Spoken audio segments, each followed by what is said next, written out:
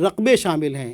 سب سے مشہور ریگستان الرب الخالی یا الدہنا کے نام سے موسوم ہے، جس کا رقبہ 2.5 لاکھ مربع میل ہے اور وسط عرب میں مائل بجنوب و مشرق واقع ہے۔ اس عظیم ریگستان کے شمال اتر میں الاحسا بحرین کا صوبہ ہے۔ خلیج فارس کے رب الخالی کے شمال و مشرق میں عمان کا صوبہ ہے، جس کا دارالصدر یعنی راجدھانی اور مشہور شہر مسقط ہے۔ یہ صوبہ بحر عمان کے ساحل پر واقع ہے۔ رب الخالی کے جنوب و مشرق میں حضرموت اور مہرہ کے صوبہ ہیں، جو بحر عرب و بحر ہند کے ساحل پر واقع ہیں۔ رب الخالی کے جنوب و مغرب میں یمن کا مشہور صوبہ ہے، جس کا سب سے مشہور شہر صنعاء ہے۔ یہ صوبہ بحر ہند اور بحر قلزم کے ساحل کنارے پر واقع ہے۔ اسی میں عدن اور جدہ کی بندرگاہیں ہیں۔ رب الخالی کے مغرب اور یمن کے شمال میں نجران کا صوبہ ہے، جو بحر قلزم کے ساحل پر واقع ہے۔ ظہور اسلام کے وقت یہ صوبہ ملک عرب میں عیسائیوں کا مرکزی مقام تھا۔ رب الخالی کے مغرب اور نجران کے شمال میں عسیر کا صوبہ ہے، جو بحر قلزم کے ساحل پر واقع ہے۔ نجران اور عسیر دونوں صوبے یمن کے حصے سمجھے جاتے ہیں۔ عسیر کے شمال میں جو بحر قلزم کے ساحل پر ایک چھوٹا سا علاقہ تہامہ ہے، وہ حجاز میں شامل ہے، یعنی حجاز کا جنوبی حصہ سمجھا جاتا ہے۔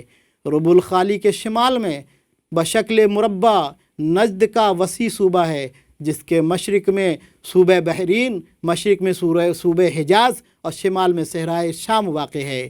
نجد کے جنوبی و مشرقی حصہ کا نام یمامہ ہے۔ نجد کے مشرق اور بحر قلزم کے مغرب صوبہ حجاز واقع ہے، جس میں مکہ اور مدینہ اور جدہ ینبوع کی بندرگاہیں واقع ہیں۔ حجاز کے مغرب اور نجد کے شمال و مشرق ایک چھوٹا سا علاقہ شام و حجاز اور وہ نجد کے مابین ایک علاقہ حجر ہے۔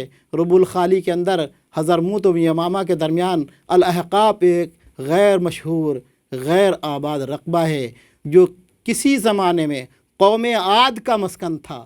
نقشہ میں ان تمام مذکورہ بالا مقامات پر نظر ڈالنے سے ملک عرب کے صوبوں اور مشہور علاقوں کی صحیح تصویر ذہن میں قائم ہو سکتی ہے۔ عرب کی اب تک باقاعدہ پیمائش اور مردم شماری نہیں ہوئی ہے، لیکن تخمینی رقبہ 13 لاکھ مربع میل ہے، جو جرمنی اور فرانس سے 4 گنا بڑا ہے۔ موجودہ اعداد و شمار کے مطابق عرب ممالک کی آبادی 20 کروڑ کے قریب ہے۔ عمان اور یمن، محترم ناظرین حضرات، عمان اور یمن اب الگ ملک ہیں۔ یہود و نصارہ نے عالمی طاغوت اقوام متحدہ کے تحت مسلمانوں کی متحدہ سلطنت یعنی خلافت عثمانیہ، جسے ترکی کا نام دیا جاتا تھا، کا خاتمہ کر دیا اور مسلمانوں کو الگ الگ ملکوں میں تقسیم کر دیا۔ اب 55 کے قریب مسلم ممالک موجود ہیں، جن میں سے ہر ایک کا اپنا اپنا نظام حکومت اور آئین و دستور ہے۔ اس طرح یہود و نصارہ نے مسلمانوں کی اجتماعیت کو ختم کر کے ان کو اپنے چنگل میں جکڑ لیا اور ان پر کافرانہ نظام حکومت مسلط کر دیا۔ یاد رہے کہ آج بیشتر مسلم ممالک میں جمہوری نظام حکومت رائج ہے۔ ان نام کے مسلم ممالک کے سربراہوں نے خود کو اسرائیل و امریکہ کے آگے سرنگوں کر دیا ہے۔ خود سپردگی کا حال یہ ہے کہ دنیا میں ہر طرف مسلمانوں کا خون بہایا جا رہا ہے، عزتیں لوٹی جا رہی ہیں، مال و دولت چھینا جا رہا ہے، اسلامی شعار پر پابندیاں لگائی جا رہی ہیں، مسلمانوں کا جینا دوبھر کیا جا رہا ہے، ان کے اسلامی تشخص کو ختم کیا جا رہا ہے، نئے قانون بنا کر ان کو جلا وطن کیا جا رہا ہے، پھر بھی ان کے کانوں پر جوں نہیں رینگتی ہے اور خواب خرگوش میں مبتلا ہیں۔ کسی طرح کی کوئی آواز کسی ملک کا سربراہ بلند نہیں کر رہا ہے۔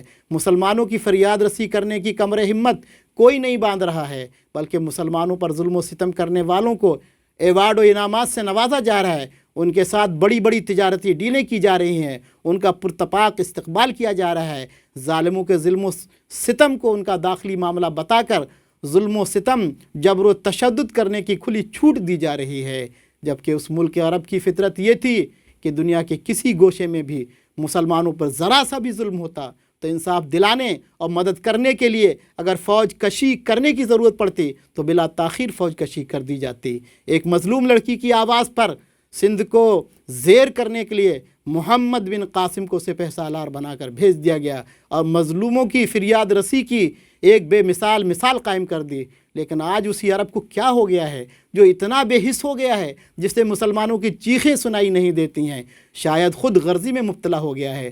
آج اگر کسی مسلم سربراہ کا مسلمانوں کے تعلق سے مثبت بیان سننے کو مل جاتا ہے تو وہ ترکی کے صدر طیب اردوغان کی آواز ہے۔ محترم ناظرین، عرب کی آب و ہوا، ملک عرب کا بڑا حصہ ریگستان و صحرا پر مشتمل ہے۔ ملک بھر میں پہاڑوں کا سلسلہ پھیلا ہوا ہے۔ عراق، یمن اور شام کے خطے شاداب و سرخیز ہیں۔ ملک عرب میں کوئی قابل ذکر دریا یا ندی نہیں ہے۔ پانی کی نایابی نے درمیانی حصوں میں انسانی آبادی کو غیر ممکن اور سخت دشوار بنا دیا ہے۔ تمام آباد علاقے ساحل سمندر پر واقع ہیں۔ صرف ایک نزد کا وسیع صوبہ ہے جو ربع الخالی کے شمال اور وسط ملک میں واقع ہے۔ دھوپ بڑی سخت شدت سے پڑتی ہے۔ لو ایسی تیز و تند چلتی ہے کہ اس کا نام بھی باد سموم یعنی زہریلی ہوا رکھا گیا ہے۔ اونٹ اس ملک میں بڑا کارآمد جانور ہے۔ اسی پر بڑے بڑے سفر طے کیے جاتے تھے۔ کھجور کے سوا کوئی قابل ذکر پیداوار نہیں۔ اس ملک کے باشندے اونٹ کے دودھ اور کھجور پر اپنی گزر بسر کرتے تھے۔ ملک کی آبادی کا ایک بڑا حصہ خانہ بدوشی کی حالت میں زندگی بسر کرتا تھا، اسی لیے بڑے بڑے شہر بہت کم تھے۔ لیکن جب سے عرب دنیا کو اللہ رب العزت نے تیل پٹرولیم کی دولت سے نوازا ہے، وہاں بڑی زبردست ترقی ہوئی ہے۔ بڑے بڑے اور جدید شہر آباد ہوئے ہیں جہاں بے شمار 30 40 منزلہ عمارتیں تعمیر ہوئی ہیں اور بڑی تیزی سے مزید تعمیر ہو رہی ہیں، جو تمام تر جدید سہولیات سے آراستہ و مزین ہیں۔ بجلی پانی کی قلت بھی نہیں رہی ہے۔ صنعتوں کے جال بچھ گئے ہیں۔ دولت کی خوب ریل پیل ہے جس کی وجہ سے بد اخلاقیاں بھی پھیل گئی ہیں۔ بعض عرب ممالک خوب ترقی کر گئے ہیں، بعض ابھی ترقی کر رہے ہیں۔ مولانا الطاف حسین حالی نے عرب کا نقشہ کچھ اس طرح تیار کیا ہے۔ عرب کچھ نہ تھا، ایک جزیرہ نما تھا کہ پیبند ملکوں سے جس کا جدا تھا۔ نہ وہ غیر قوموں پہ چڑھ کر گیا تھا، نہ اس پر کوئی غیر فرما روا تھا۔ تمدن کا اس پر پڑا تھا نہ سایہ، ترقی کا تھا وہاں قدم تک نہ آیا۔ نہ آب و ہوا ایسی تھی روح پرور کہ قابل ہی خود جس سے پیدا ہو جوہر۔ نہ کچھ ایسے سامان تھے وہاں میسر، کنول جس سے کھل جائیں دل کے سراسر۔ نہ سبزہ تھا صحرا میں پیدا نہ پانی، فقط آب باراں پر تھی زندگانی۔ زمین سنگ لاخ اور ہوا آتش فساں، لوگوں کی لپٹ باد سرسر کے طوفاں۔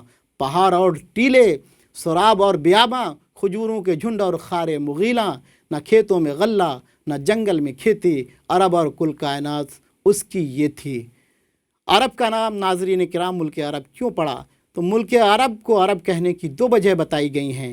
ایک یہ کہ عرب کے لفظی معنی فصیح اللسان اور زبان آور کے ہیں، چونکہ عرب اپنی فصاحت اور زبان آوری کے مقابلہ میں ساری دنیا کو ہیچ سمجھتے تھے، اس لیے اپنا نام عرب یعنی فصیح اللسان اور دوسری قوموں کا عجم یعنی زولیدہ بیان رکھا تھا۔ دوسرا یہ کہ عرب مشتق ہے یعنی بنا ہے عربہ سے، جس کے معنی دشت و صحرا کے ہیں، چونکہ عرب کا بڑا حصہ دشت و صحرا پر مشتمل تھا، اس لیے سارے ملک عرب کو عرب کہنے لگے۔ محترم ناظرین حضرات، السلام علیکم۔ انشاءاللہ آئندہ پھر میں تاریخ اسلام کو لے کر آپ کے سامنے حاضر ہوں گا۔